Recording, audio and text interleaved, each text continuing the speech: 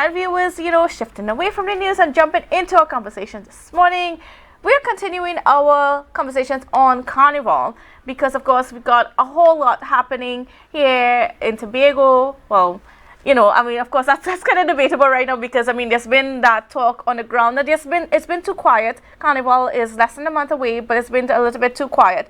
But, while we are talking about Carnival, we're also seeing where our different associations are coming together, particularly the Tobago Promoters Association. They were formed last year, and they held their first election. And among the people that were elected were Mr. Kevin McKenna, who is the president. But we are being joined by the vice president this morning, Mr. Quincy Trim. So a special good morning and welcome to you, sir, and congratulations in your new post. Thank you.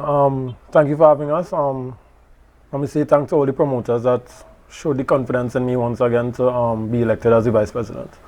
All right.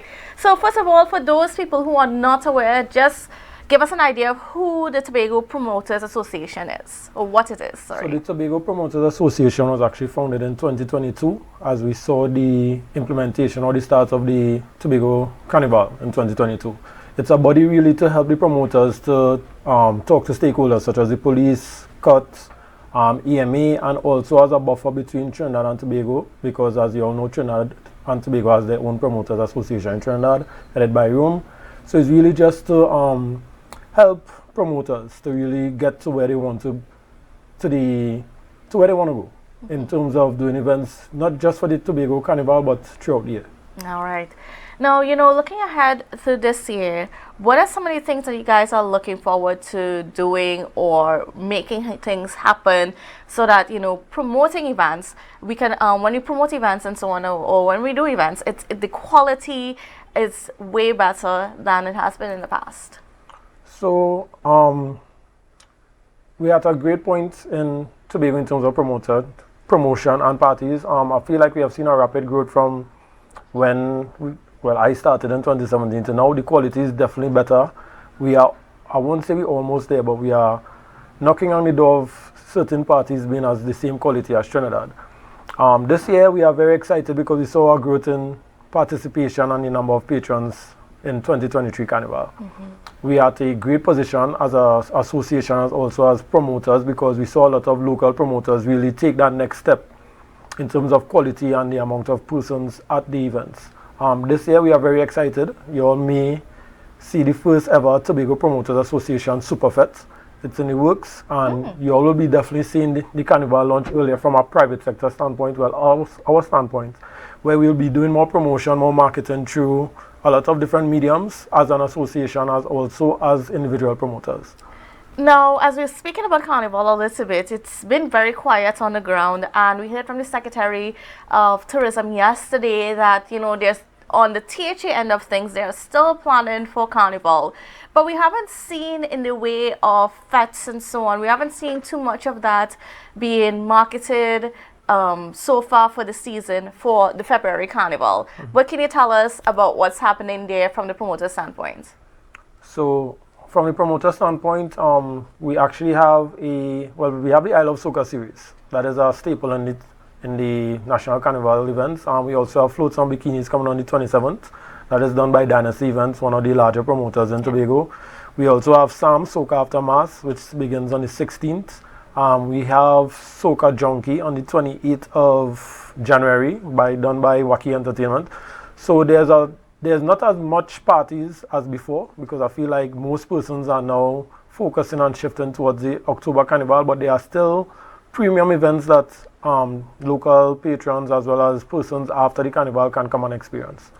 When we also spoke to the chairman of NCC yesterday, Mr. Winston Gypsy Peters, he said, Tobago should, forget having carnival events, but focus more on that cool down side of things, because, Tobago is a place to be after Carnival for a lot of those people that are partying in Trinidad. You come to Tobago, have your cool down and so on. What do you all think about that? I think you could do both. So, for instance, we don't need 100 parties in the National Carnival, but we do need a little taste of the Carnival experience, for the simple fact that it is very expensive for Tobagonians to run down to Trinidad to party every week. So if you can have 4, 5, 6 quality events where locals could actually go out, a premium all-inclusive, a paint and water party, have the same experience as Trinidad, but also offer that premium after carnival experience, then we could merge the two and have a perfect little complement. And then, when it comes to even just collaborating with each other and so on, I mean, to make sure that we have good events on the island, what can you tell us about, where you guys are thinking for this year? So last year we had a lot of collaborative events. We had two that comes to mind is Rebel Road, which featured DXL Promotions and Dynasty Promotions events, but we also had Team Control and Kalingo Sons, which offered Last Lap as well as Last Lap, which featured Young Brother on the day after Carnival. I think moving forward, promoters in Tobago realize that there is a need for us to collaborate on certain events to really draw that quality and that quantity that we're looking for. And for sure in 2024 you'll have more collaborative events between promoters, including coming into the Trinidad market, because a lot of Trinidad promoters are calling, asking to collaborate, and we are more than open to the idea. We actually welcome the idea, so you will definitely be seeing more collaborative events. And then what about throughout the year? We have a full calendar, so I think what we need to do, and we have discussed it in our last general meeting, is that we need to launch a year calendar. So for Easter weekend, you have the XL Promotions doing Rumbum, you have Team Control doing Crowd Control, you have Hush on Easter Monday, we have events in May, we have Bay Weekend, we have Pure, we have events in June with Paint. We have events on the calendar. We really just need to promote it more, so locals will know exactly what it have each month. But I can guarantee you that in Tobago, at this point in time, there's almost an event every month.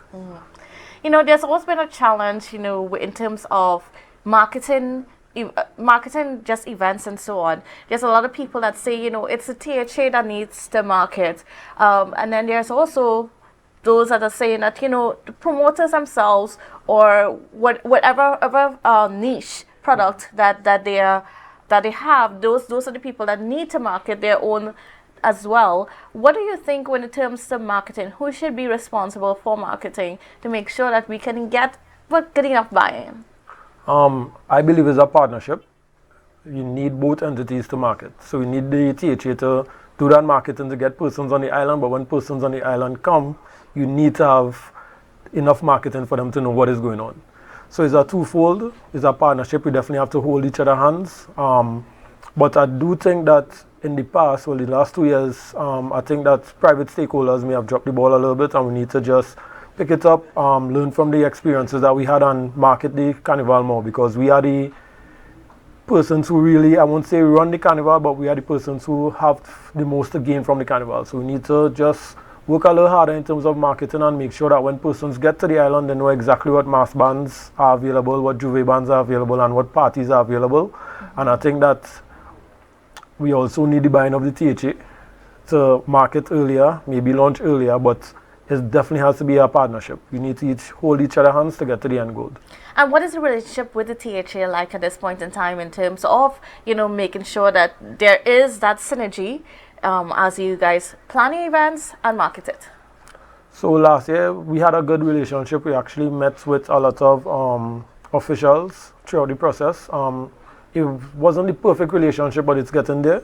I think this year, as the private stakeholders become more tangible, become more recognizable, we could get a better relationship. But the THA is very important in this carnival. It's a young carnival, and eventually you may not need the THA as much, but for the first couple of years we'll need the buy-in of the THA. But the relationship has been a good working relationship, but there's always room for improvement. And I've been hearing that quite a lot throughout. It wasn't the greatest in the start, but there has been a lot of improvements throughout as you guys continue to meet and collaborate. Yeah, for sure. Nothing starts perfect. It's a learning experience. Here's our first carnival in 2022, the first festival of this magnitude. And as the carnival gets bigger, as you grow, you'll obviously learn from previous years. Like this year for sure, I know that the Promoters Association is going to launch their calendar most likely Easter weekend. Don't hold me to it, but we'll be very early. We'll be having more type of podcasts, more type of interviews like this so persons will know for sure because most promoters already have their dates, they already have their events, they already have their teams. So it's really just for us to hit the ground running, market it more. May see us in Trinidad more, may see us on billboards in Trinidad. It's really just about taking the carnival from one level to the next by learning from the mistakes of previous years. And then what about, collaborating with the mass bands and so on? Because, we see that happening in Trinidad quite a lot, where mass bands might collaborate with events and so on. And, it's a whole product. You package everything together and so on. Are we going to see a bit more of that this year? Yeah, definitely. Because even coming down to closer to Carnival last year, we had a good working relationship with the Mass Band Association. And with that, you really get the buy-in of the promoters because you need to help each other out. And I feel like coming down to the end of Carnival last year, we definitely did. So this year, for sure, you'll see more promoters maybe collaborating and also having sections in mass bands and juve bands. We have begun talks with certain bands and certain juve bands, so definitely that will be happening this year. Mm-hmm. And then what are you looking forward to the most for this year? The growth, the overall growth. Last year I was pleasantly surprised by the amount of successful events. I probably went to 14, maybe 15 events over the weekend. And each event offered something unique. Each event was great. The quality was good. The number of patrons that attended was great. It's good to see that we got more buy-in from the Tobagonians. Yes, you'll have the foreign markets. Yes, you'll have the local markets in terms of Trinidadians. But it was good to see the amount of Tobagonians actually going out and enjoying themselves over the weekend and really being proud of the carnival and participating in the carnival. And secondly, the road experience. Last year was my first time ever playing mass, and it happened to be in Tobago.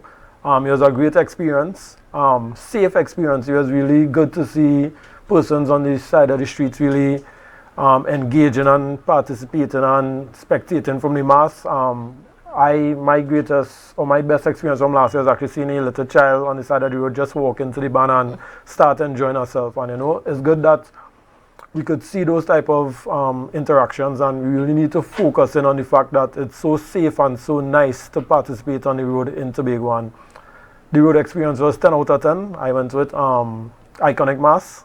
Great experience, and I really want everyone to try, well, most Tobagonians to come out. If you've never played mass, come and try Tobago for the first time before you enter into maybe regional or even Trinidad. Mm-hmm. And then what do you think is leading to we're finally getting that bigger buy-in from the Tobago public? I think that you really have to see Tobagonians as a seafood culture. So in 2022, we saw that mass bands, the quality of the mass was good, the juve bands were good. Persons who attended the parties were pleased and happy. So, you'll continue to see that growth because more Tobagonians will now say, okay, last year I saw that event was nice. Maybe this year I'll experience it for myself, first-hand experience. And then I think it also came down to the fact that the marketing was better. Persons knew exactly what was going on when it was happening. So those two things kind of coupled together to make the carnival grow naturally. And we are certainly looking forward to see, what you guys have in store for this year. Looking out for that calendar. You said around May, hopefully around May. Guaranteed before May, maybe Easter weekend. Right. Awesome. So, as we're wrapping up, I just want to give me the opportunity if you have any last few words that you want to leave with us this morning. Really, let's just take this carnival. Like, this is our carnival. Let's make it grow. Let's make it fun. Let's make it entertaining. Let's make it very Tobagonian. Let's not lose the identity and try to be like any other carnival, but let us make our own product. Tobago is a great island, safe island. Tourism and entertainment can merge, and we can make Carnival in Tobago one of the best in the region.